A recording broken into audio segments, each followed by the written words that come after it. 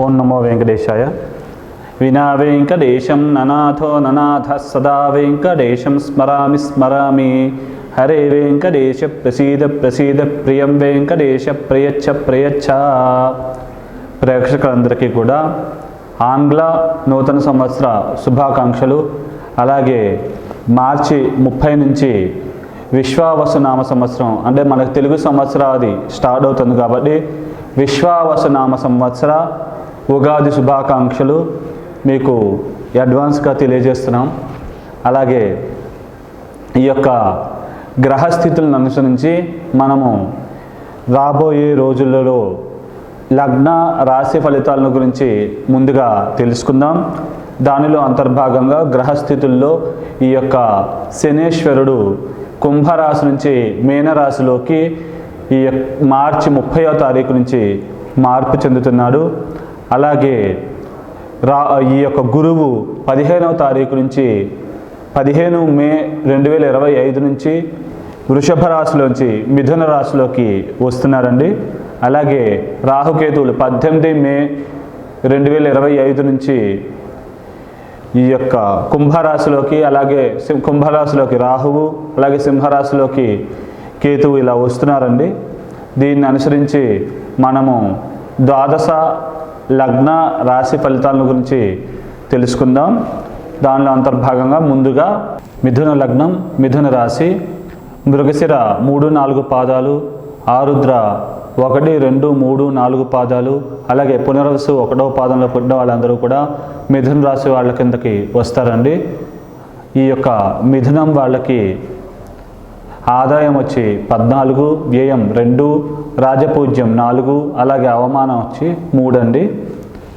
ఈ యొక్క మిథునం వాళ్ళకి మే 15 నుంచి కొద్దిగా గురువు మిథునంలోకి రావడం వల్ల కొద్దిగా చిన్న చిన్న అనారోగ్య సమస్యలు, అలాగే వివాహ ప్రయత్నాలు చేసే వాళ్ళకి వివాహపరమైన ఆటంకాలు ఇలాంటివి కలిగే అవకాశం ఉంది. విద్యార్థులు కూడా స్వల్పంగా విద్య విషయంలో, ఎందుకంటే 3 పూర్వపుణ్య స్థానాలు 1, 5, 9 స్థానాల మీద గురువు యొక్క పాప దృష్టి ఉభయ కేంద్రాధిపత్యం రావడం వల్ల గురుడు ఈ లగ్నానికి పాపి అవ్వడం, దానివల్ల ఉభయ కేంద్రాలు కూడా అన్ని కోణాల మీద గురువు యొక్క పాప దృష్టి ఉండడం వల్ల విద్యార్థులకు స్వల్పంగా మార్కులు తగ్గడము, అలాగే కొద్దిగా దాచుకున్న డబ్బులు ఖర్చు అయిపోవడం, ఇట్లాంటి సమస్యలు, చేతి దాకా వచ్చి కొన్ని అవకాశాలు అదృష్టం చేజారడం లాంటి సమస్యలతో సతమతమయ్యే ఇబ్బంది పడే అవకాశాలు బాగా ఎక్కువగా ఉన్నాయి. అలాగే కొద్దిగా వృషభ రాశిలో ఉన్నప్పుడు అంటే మే 15 ముందు జనవరి 1 నుంచి మే 15 దాకా అంటే కనుక గురువు వ్యయ స్థానంలో ఉండడం వల్ల డబ్బు ఖర్చులు బాగా ఎక్కువ అవడం, మరియు శత్రు రోగాది పీడలు స్వల్పంగా కలగడము, అలాగే భూములు స్థిరాస్తుల విషయంలో చిన్న చిన్న ఇబ్బందులు, లిటిగేషన్స్ క్రియేట్ అవ్వడం లాంటి సమస్యలు తలెత్తే అవకాశం ఉంది. లీగల్ విషయాల్లో కూడా అప్పుడప్పుడు చికాకులు, ఇబ్బందులు ఇలాంటివి తలెత్తే అవకాశం ఉంది. కాబట్టి ఈ విషయాల్లో అప్రమత్తంగా జాగ్రత్తగా వ్యవహరిస్తే తర్వాత నుంచి కూడా చాలా చాలా బాగుండే అవకాశాలు ఎక్కువగా ఉన్నాయి. అలాగే ఈ యొక్క లగ్నానికి భాగ్యాధిపతి అయినటువంటి అష్టమ భాగ్యాధిపతి అయిన శనేశ్వరుడు ఈ యొక్క భాగ్యంలోనే ఉండడం వల్ల భాగ్యాభివృద్ధి, నిల్వధనం పెంపొందడము, మాటతీరు, కమ్యూనికేషన్ స్కిల్స్ బాగా మెరుగుపడడం, లాభాభివృద్ధి, ఆకస్మిక లాభప్రాప్తి, స్నేహితులు బంధువుల ద్వారా లాభాలు, ధనపరమైన వ్యావహారిక లాభాలు చేకూరడం, ఆకస్మికంగా కొన్ని అదృష్టాలు కలిసి రావడం లాంటి మంగళకరమైన శుభకరమైన పరిణామాలు అధికంగా జరిగే అవకాశం ఉంది. అలాగే లాభాభివృద్ధి అవుతుంది. అలాగే ఈ యొక్క 6ను కూడా చూడడం వల్ల లోన్లు తొందరగా మంజూరు అవడం, తొందరగా లోన్లు తీరడం లాంటి పరిణామాలు కూడా జరిగే అవకాశం ఉంది. ఈ శనేశ్వరుడు దశమంలోకి ఈ యొక్క మార్చి 30వ తారీఖు నుంచి వస్తూ ఉండడం వల్ల కొద్దిగా వృత్తిపరమైన అభివృద్ధి, ఆకస్మికంగా ప్రమోషన్లు రావడం, ఇంక్రిమెంట్లు రావడం, కోరుకున్న ప్లేస్కి ట్రాన్స్ఫర్స్ లభించే అవకాశాలు, ఇట్లాంటి పరిణామాలు జరిగే అవకాశం, చేసే వ్యయం సద్వ్యయం కావడం, తీర్థయాత్రలు, పుణ్యక్షేత్ర సందర్శనాలు, విహార వినోద యాత్రల్లో ఇట్లాంటి వాటిల్లో పాల్గొనే అవకాశాలు బాగా ఎక్కువగా ఉంటాయి. భూములు, స్థిరాస్తులు వాటి విలువ పెరుగుతుంది. సుఖ సంతోషాభివృద్ధి అవుతుంది. అలాగే తల్లికి అనారోగ్య సమస్యలు ఉంటే కనుక అవి కొద్దిగా వరకు తగ్గే అవకాశాలు బాగా ఎక్కువగా ఉంటాయి. సుఖ సంతోషాలు బాగా అభివృద్ధి అవుతాయి. అలాగే వృత్తిపరంగా కూడా బిజీ అవుతారు. వ్యాపారస్తులు వ్యాపారాల్లో బాగా రాణింపు గుర్తింపు లభిస్తుంది. అలాగే రాజకీయ నాయకులు కూడా రాజకీయంగా మంచి ఉన్నత స్థాయి పదవుల్ని అధిరోహించగలుగుతారు. అలాగే విద్యార్థులకి చిన్నగా స్వల్పంగా విద్యారంకాలు కలిగినప్పటికీ కొద్దిగా వరకు అది అధిగమించగలిగే అవకాశాలు కనబడుతున్నాయండి. కాబట్టి ఈ యొక్క శుభ పరిణామాలన్నీ కూడా ఇంకా మీరు అభివృద్ధి చేసుకుంటే కనుక ఈ పరిణామాలు ఇంకా కూడా ఇంప్రూవ్మెంట్ అయ్యే అవకాశాలు ఇంకా ఎక్కువగా ఉన్నాయండి.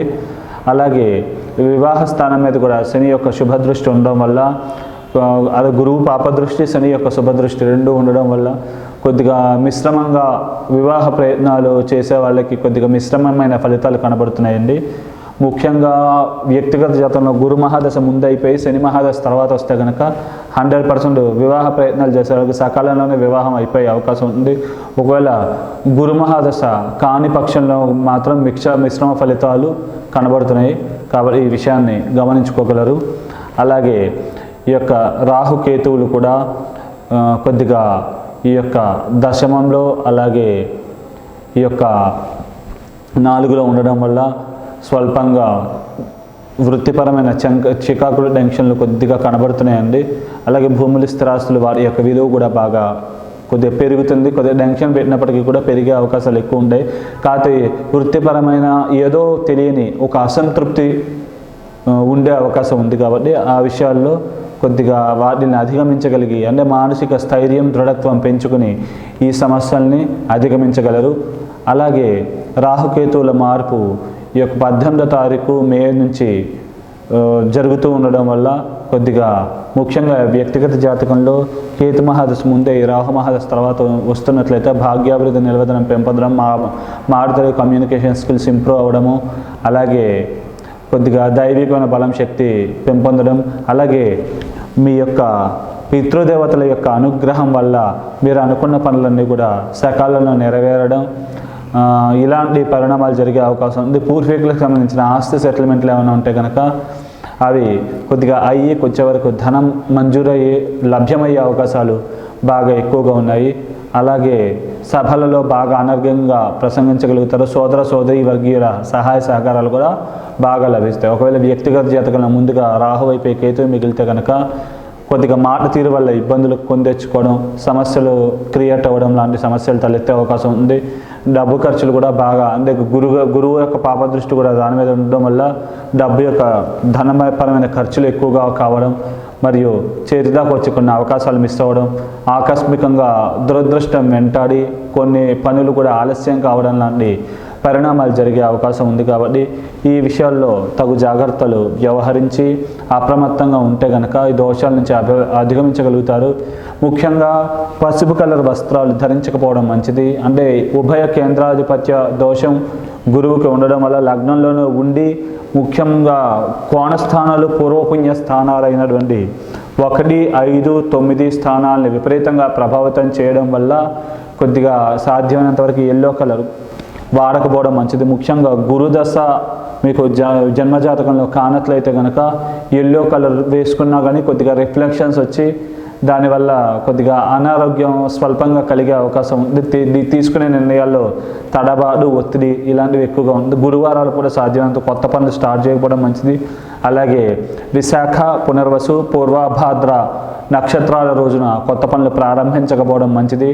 అలాగే ఎక్కువ 3 నెంబర్ కూడా పడదండి. వ్యక్తిగత జాతకంలో గురు మహాదశ కానట్లయితే కనుక చాలా ఎఫెక్ట్ ఇచ్చే అవకాశం ఉంది. కాబట్టి ఈ విషయాల్లో అప్రమత్తంగా జాగ్రత్తగా ఉంటే కనుక ఈ దోషాలన్నింటినీ కూడా అధిగమించగలుగుతారు. ముఖ్యంగా మీరు దైవికమైన బలం శక్తి బాగా పెంపొందించుకోవాలనుకుంటే కనుక విశేషంగా వినాయకుడి యొక్క ఆరాధన బాగా చేయడము, వినాయకుడికి సంబంధించిన స్తోత్ర పారాయణాలు చేసుకోవడం, అలాగే కుదిరితే దగ్గరలో శివాలయం ఉంటే కనుక ప్రదక్షిణ నమస్కారాలు చేసుకోవడం, ఓం నమ శివాయ మంత్రాన్ని ప్రతిరోజు కూడా జపించడం, ఇలాంటి పరిహారాలు చేసుకోవడం వల్ల చాలా వరకు ఈ సమస్యల్ని అధిగమించగలుగుతారు. అలాగే గురువారాలు కూడా శనగలు దానంగా ఇవ్వడం కూడా చాలా మంచి చేస్తుందండి. మీకు శుభం.